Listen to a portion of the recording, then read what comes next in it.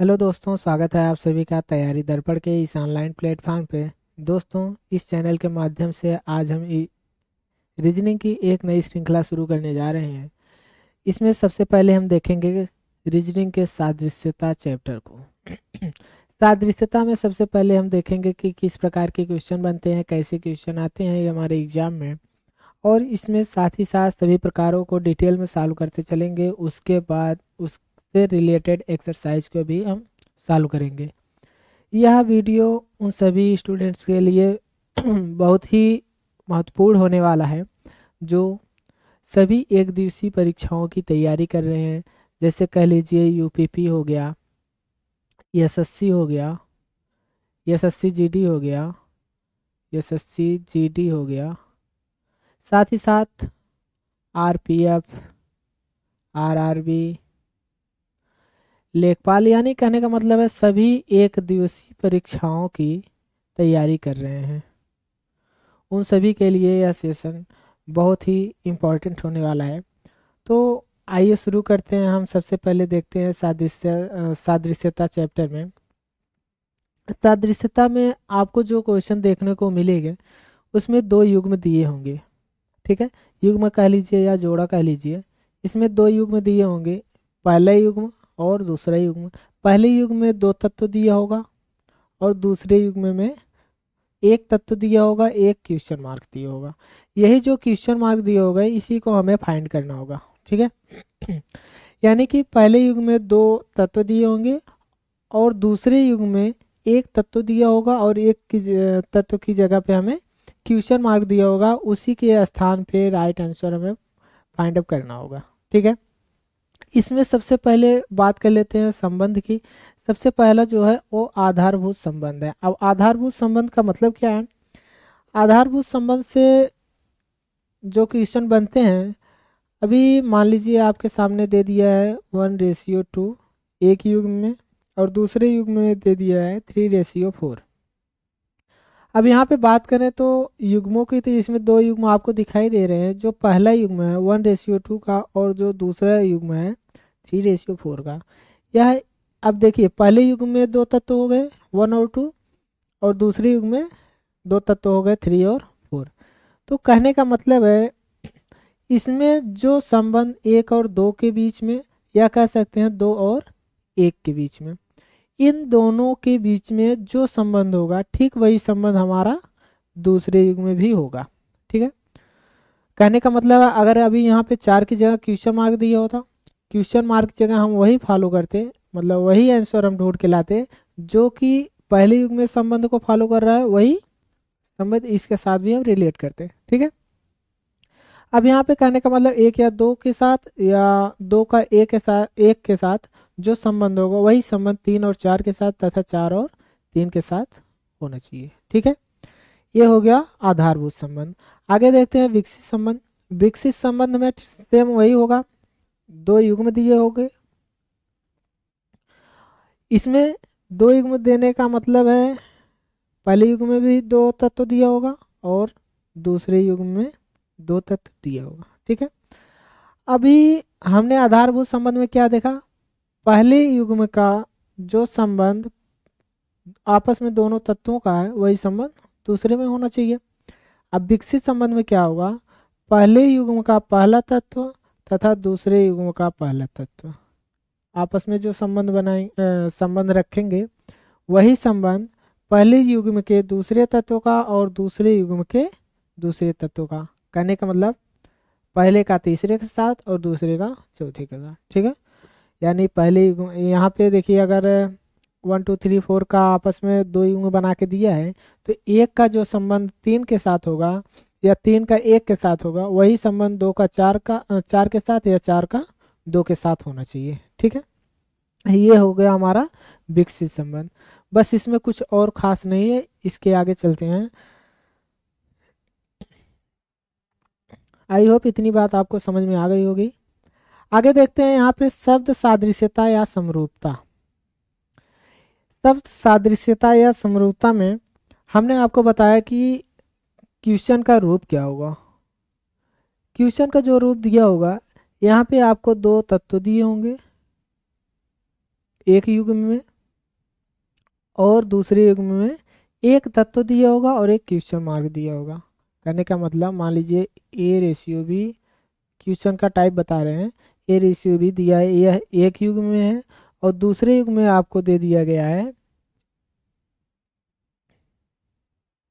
दूसरे युग्म में दे दिया है, मान लीजिए यहाँ पे सी दे दिया है, रेशियो करके क्वेश्चन मार्क दी। अब यहाँ पे हमें क्वेश्चन मार्क की जगह सही आंसर को ढूंढ के लाना है, ठीक है।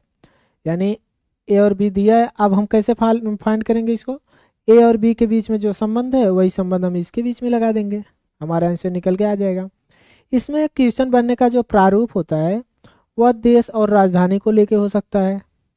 किसी देश से, कोई देश है उसकी राजधानी को लेके हो सकता है, आपस में संबंध है। देश तथा देश की मुद्रा के साथ हो सकता है। राज्य राज्य की राजधानी के साथ हो सकता है। यंत्र यंत्र का मात्रक के साथ हो सकता है। इकाई इकाई के मापक के साथ हो सकता है, मापक होगा यहाँ पे। वस्तु जानवर कहने का मतलब वस्तु हो, कोई वस्तु हो, उनके रखने के स्थान, उन दोनों का संबंध हो सकता है। जानवर है, जानवर तथा उनके रखने का स्थान कहने का मतलब जानवर को कहीं ना कहीं एक जगह पे रखा जाएगा, ऐसा तो नहीं ये अपने साथ ही हमें से लिए रहेंगे ना। कहने का मतलब जैसे अभी यहाँ पे दे दिया कपड़ा, कपड़ा का संबंध अलमारी से दे दिया, तो कपड़ा का संबंध अलमारी से किस प्रकार है, कपड़े जो है वो अलमारी में रखे जाएंगे। उसी प्रकार से किसी और वस्तु का दे दिया, जो संबंध कपड़े और अलमारी का होगा वही ठीक संबंध किसमें होना चाहिए, जो दूसरा शब्द दिया होगा, ठीक है। आगे देखते हैं, इसके आधार पर हम कुछ क्वेश्चन को सॉल्व कर लेते हैं। यहाँ पे क्वेश्चन कह रहा है दिए गए विकल्पों में से संबंधित शब्द चुनिए, ठीक है। दिए गए विकल्पों में से संबंधित शब्द चुनिए। अब यहाँ पे देखिए आपके क्वेश्चन में जो बन रहा है, ऑस्ट्रेलिया का संबंध कैनबरा से है, ऑस्ट्रेलिया का संबंध कैनबरा से है, तो ऑस्ट्रेलिया का जो संबंध कैनबरा से है वही संबंध नेपाल का भी होना चाहिए। कहने का मतलब यही है कि ऑस्ट्रेलिया कैनबरा के साथ किस प्रकार से संबंधित है। तो हमें पता है कि जो कैनबरा है वो ऑस्ट्रेलिया की राजधानी है, क्या है, राजधानी है। जिस प्रकार से ऑस्ट्रेलिया कैनबरा की राजधानी, सॉरी, कैनबरा ऑस्ट्रेलिया की राजधानी है, उसी प्रकार से नेपाल की राजधानी क्या है। ऑप्शन आपके ऑप्शन आपके दिए हैं, इसी में से कोई एक होगा। तो नेपाल की राजधानी हम लोग को पता है क्या है, काठमांडू, क्या है, काठमांडू, ठीक है। आपका राइट आंसर क्या हो जाएगा, ऑप्शन ए काठमांडू। आगे चलते हैं। जापान का संबंध एन से है, ठीक है। जापान का संबंध एन से है। अब एन यहाँ पे क्या है हमें ये पता होनी चाहिए, एन क्या है, मुद्रा है, क्या है, मुद्रा है। अब जापान का जो मुद्रा है वो क्या है, एन है। उसी प्रकार से भारत की मुद्रा क्या है, हम सभी को पता है भारत की मुद्रा रुपया है, भारत की मुद्रा रुपया है, ठीक है। तो ऑप्शन ए राइट आंसर। जिस प्रकार से जापान और येन का संबंध है वही संबंध हमने क्या किया, भारत और रुपया में, ठीक है। क्योंकि यहाँ पे येन जो है जापान की मुद्रा है और रुपया जो है भारत की मुद्रा है। पीसो, पीसो जो हमारी है चिली का मुद्रा है, ठीक है। बस इसको हम जानकारी के तौर पे बता दे रहे हैं। पीसो जो है चिली का मुद्रा है और डॉलर जो है संयुक्त राज्य अमेरिका का है, संयुक्त संयुक्त राज्य अमेरिका, ठीक है। यूरो, यूरो जो है वो स्पेन की मुद्रा है, कहाँ की, स्पेन की मुद्रा है, ठीक है। आगे क्वेश्चन पे चलते हैं। यहाँ पे दिया है राजस्थान जयपुर। अब राजस्थान जिस प्रकार से जयपुर के साथ संबंधित है उसी प्रकार से बिहार का संबंध किससे होगा। अब हमें पता है जयपुर क्या है, जयपुर राजस्थान की राजधानी है, तो बिहार की राजधानी क्या होगी, बिहार की राजधानी है पटना, ठीक है। यह कैसे सवाल है, यह राज्य तथा राज्य की राजधानी पर आधारित है ना,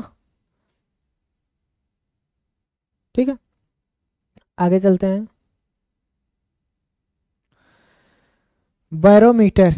बैरोमीटर जिस प्रकार से दाब से संबंधित है उसी प्रकार से लेक्टोमीटर का संबंध किससे होना चाहिए? बैरोमीटर, बैरोमीटर से क्या मापा जाता है? दाब मापा जाता है। लेक्टोमीटर से क्या मापा जाता है? दूध, दूध का सापेक्षिक घनत्व, दूध का सापेक्षिक घनत्व किससे मापा जाता है? लेक्टोमीटर से। ठीक है, आपका राइट आंसर ए हो जाएगा, दूध का सापेक्षिक घनत्व। ठीक है, आगे क्वेश्चन की तरफ चलते हैं। यहाँ पे क्वेश्चन में दिया गया मुनाफा का संबंध नुकसान से है, मुनाफा का संबंध नुकसान से है। अब यहाँ पे किस प्रकार से संबंधित हो रहा है? या लाभ या हानि के तौर पे देखा जाएगा ना, मुनाफा और नुकसान। ठीक है, उसी प्रकार से धरती का संबंध किससे होना चाहिए? अब यहाँ पे देखिए ये मुनाफा हो रहा है या नुकसान हो रहा है, तो इसमें किस प्रकार का संबंध है? विरोधाभास, यानी विरोध कर रहा है ना, विरोध कर रहा है, एक दूसरे के विरोधी है। तो मुनाफा का विलोम शब्द हो जाएगा यहाँ पे नुकसान, तो धरती का विलोम क्या होगा? उस हिसाब से धरती का विलोम होगा अंबर। ठीक है, राइट आंसर आपका हो जाएगा अंबर। ठीक है, अगला क्वेश्चन है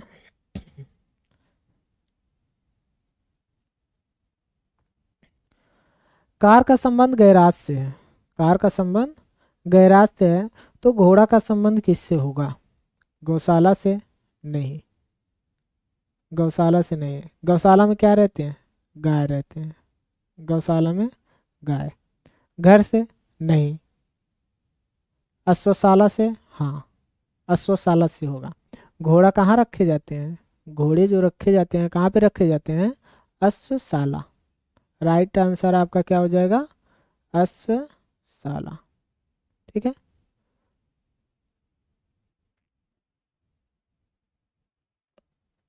क्लियर है? आई होप कि वीडियो आपको समझ में आया होगा। आप अपना फीडबैक जरूर दीजिएगा। मिलते हैं अगले वीडियो में, तब तक के लिए धन्यवाद।